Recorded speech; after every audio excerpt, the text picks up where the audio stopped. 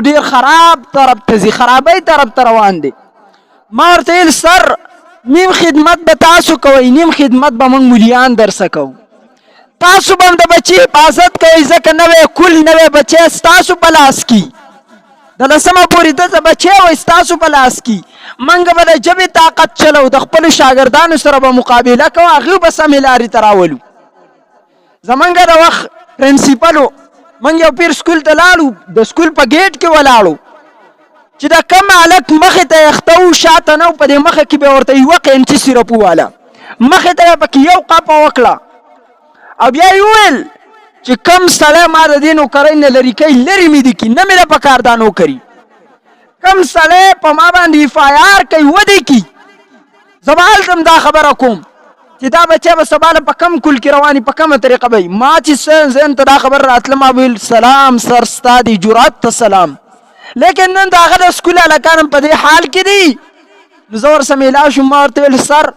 د دې څه حال دی تاسو خو ډېر سخت وئ په دې باب کې چې د هلک په یختو د هلک په لباس تاسو به ډېر ښکلی نظر ورکاوه ډېر اسلامي طرف ته هم راوسته ما ته یې ویل بچیه چونکې زما استازو ما ته ویل بچیه ته ما ته ووایه که زه د دې پښتنو د بچو دپاره خپله نوکري پرېږدم په ما FIR وشي ما جیل ته ویسي ما بند کي ما د نوکرۍ نه لرې کي دا یو په ما پسې راځي مالنصر دا خو نه کوي نو یې زه د دیو د بچو دپاره ولې ځان د خپلې نوکرۍ نه لرې کړم دیو به بیا مال دا تنها راکړي مال بلکل ټیک وی دا وجه وه چې ما ورته ویل بلکل ټیک ولې وی ما ته یو کس ویلو ویل تاسو د مولیاتوم نه لرې شي که نه تاسو لرې شي خو غیرت خو کوئ که نو ما ورته ته به بیا ماله تنها راکړي ضرور لرم خور لرم پلار لرم مور لرم بچی به لرم ته بیا ماله تنها راکړي چې زه ځان د مولیاتوم نه ستا بې غیرته بچو دپاره لرې کړم او پښتون بعضې راشي یاره زمونږ کل روان دی تباهۍ طرف ته روان دی پښتني جنکۍ راوتلې پښتنو هلکانو د جنکو طریقه اختیار کړه جنکو د هلکانو طریقه اختیار کړه تاسو جرات وکئ تاسو پې زور ورکئ زه ورته وایم نه ورکوم زور د الله جهنم ډېر لوی دی او چې لوی دی نو د لوی دپاره ډېر خلک پکار دي پرېږده چې ورته ور ولویږي د دې دپاره به موږ ځان تباه کوو پښتون د څه شي پښتون پاتې دی پښتون به د کلي د سلې د زګین په زنانه او په هلک باندې غیرت کاو د پښتون به غټ لنګه اوستی د پښتون به تور پټکی والی د پښتون خپل کلچر و هغه کلچر څه شو د پښتنو په غوږونو به غټ غټ یختان و یختان څه شو پښتون د پښتون معنی واوره ته معنی پیاوړی ښې معنی ښاغلی ته معنی تورزن و معنی ولی نون معنی ننګیالی نن کم یو دی پیاوړی کم یو دی ښاغلی کم یو دی تورزن چې غیرت وکړي کم یو ولی دی پښتنو کې باچا شته ولی پکې شته خبرې کول والا پکې پاتې دی هغه کم چې ځان ته پښتانه وایي هغه هم وایي موږ به بچو له د مامې په لاس کې ورکړو دوپړی به پرې وخو د مولیانو په خلاف باندې لګیا دي شیخ رحیم الله صاحب د دې نشنلیانو په باره کې دا سره کافر دي هغه خبره ټیک وه وی دیو د خدای قدرت هم نه مني بلکل ټیک یې ویل چې د خدای قدرت منلی ده به د علماو په باره کې داسې ګستاخیانې کولې نون معنی پښتون ننګیالی دی اخري نون معنی دا ننګیالی دی کم یو ننګیالی دی کم یو خپل لباس کلچر کم یو خپل ټیک یو هم ټیک نه کو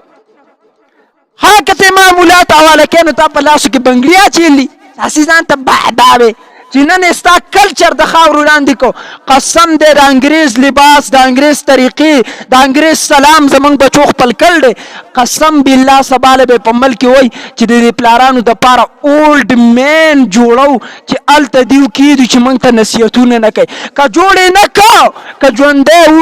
که ژوندی وم راشه ستا سزا چې څه مقرره وله د خل سزا راکه لباس رانه لري که د سر نه مې پګړۍ لري که یخته رانه وخروه سر مې تور که په اس پسې مې وتړه په ګاډي پسې مې وتړه را مې کاږه خو که دا یې در سره که مړ ومه او دا یې در سره وکړو راشه په قبر مې بیا ګلونه خواره که که چا ویل چې بدعت دی زه به قبر نه جواب کوم ودې وایي چې بدعت دی لیکن دا بدعت عزیزانو خپل بچو حفاظت وکړي د ماشوموالي نه په ښه طریقه. بله ورځ یو ماشوم له چا پیشو په غېږه کې ورکړی په دې فیسبوک باندې ویډیو راغله. نن خو د میډیا دور دی. په فیسبوک ویډیو راغله ورته په غوږ کې الله الله الله. دا زمونږ د میندو کمال دی چې موږ ته په غوږ کې وړي کې ته وایي الله الله الله. خو که دا میندې داسې لږې ګډې وړې شوي فیسبوک ته مایلې شي بیا به ورته په غوږ کې صحیح بیبي شیرینې زیال دې ګل دی راته راواچوه 6 ګلونه بیبي شیرینې یا به بیبي شیرینه ورته په غوږ کې وایي. دغه الفاظ د ماشوم د مور غېږ اول مدرسه ده چې د بچي حفاظت وکړي. یو ولی الله دی چې کله پیدا شي هغه ته 8 سپارې یا 15 سپارې څوک وایي دا ورته یاد وي.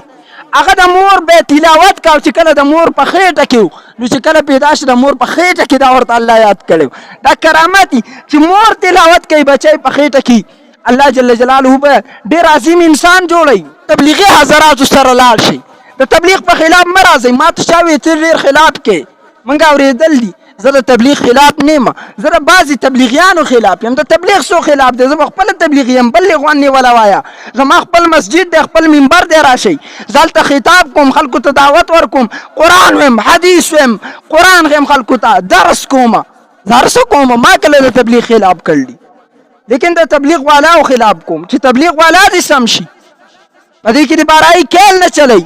هر سړي ته د ها ونا نه کوي. د دې بنیاد مولانا الیاس خو د الیاس تاریخ ماته یاد دی.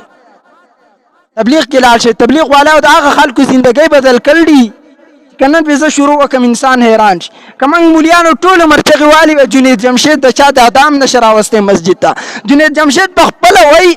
چې ما مولانا طارق جمیل صاحب نه پېژانده. حالانکه مولانا طارق جمیل صاحب زمونږ بچي هم پېژني. زه هم چرګې به هم پېژني. دومره مشهور نوم دی. چرګې به هم پېژني. نو لہذا تبلیغ والا سره لاړ شي. یو خبره کېدای شي ستاسو زندگی بدل کړي. جنید جمشید صاحب وایي زما زندگی دی یو لفظ بدل کړه چې ما مولانا طارق جمیل صاحب ته وفرمایل چې حضرت دا موسیقي چې موږ کومه کوو ګانې بجانې وایي دا خو د روح غذا ده. وی مولانا طارق جمیل صاحب ما ته وفرمایل چې د روح غذا نه ده دا د نفس غذا ده. د روح غذا قرآن دی.